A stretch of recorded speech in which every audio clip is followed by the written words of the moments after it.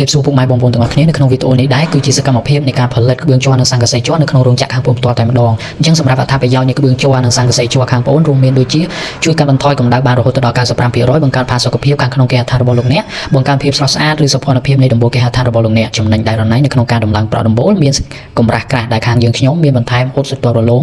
ធន់ជាប់ស្វិតមិនហើរពណ៌ការពារជំរាបទឹកភ្លៀងអាយុកាលនៃការប្រើប្រាស់បានយូរឆ្នាំមិនចម្លងអគ្គិសនីមិនមានការឆាបឆេះសម្រាប់បងប្អូនដែលមានតម្រូវការប្រក់ជាដំបូលអាចធ្វើការកម្មឥឡូវនេះដើម្បីទទួលបានតម្លៃពិសេសពីរោងចក្រផ្ទាល់តែម្ដងសូមអរគុណ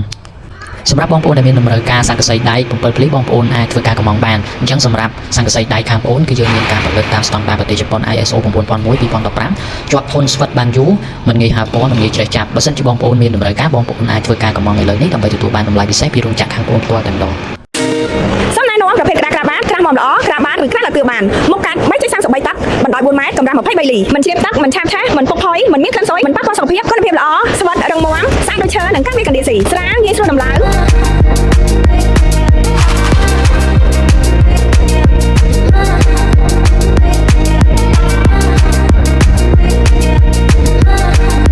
នឹងអាចធ្វើទម្ងន់បាន500គីឡូក្នុង1ម៉ែត្រការ៉េហើយយើងក៏មានជាប្រភេទក្តារដេកពីដើម PVC ដែលមានភាពរឹងមាំធន់នឹងទឹកដែលអាចខានជាជញ្ជាំងក៏បានជាពីដើមក៏បានហើយអាចដេកតាមបន្ទប់ការិយាល័យគេហដ្ឋាននិងហាងផ្សេងៗមានច្រើនម៉ូដច្រើនពណ៌ច្រើនជម្រើសមានទាំងម៉ូដលាត4ភ្លីខ្ពស់3ភ្លីនិង4ភ្លីទាបហើយក្តារនេះមានគុណប្រយោជន៍ស្វិតរឹងមាំធន់នឹងទឹកមិនឆាបឆេះនិងការពារកណ្ដៀវស៊ីគ្មានក្លិនមិនប៉ះពាល់សុខភាពនិងងាយស្រួល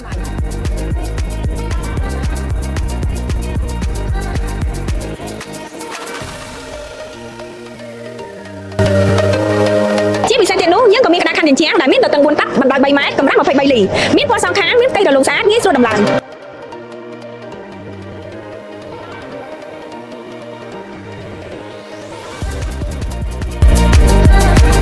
ជាប្រភេទក្តារខណ្ឌជញ្ជាំងអត់ឆ្អល់ដែលមានភាពស្វិតធន់រឹងមាំមិនមានក្លិនមិនប៉ះពាល់សុខភាពនិងការពារកណ្ដៀវស៊ីយើងក៏មានបោះដូងលក់រាយគាត់គង់ដល់គម្រោងនិងអ្នកម៉ៅការ25ខែក្រុងតម្លៃសមរម្យចេញពីរោងចក្រផ្ទាល់សម្រាប់ព័ត៌មានបន្ថែមអាចឆាតមកកាន់ Page ឥឡូវនេះខាងយើងក៏មានផ្នែកលក់ដើម្បីប្រឹក្សាយោបល់ជូនដែលមានបទពិសោធន៍ជាច្រើនឆ្នាំផងដែរ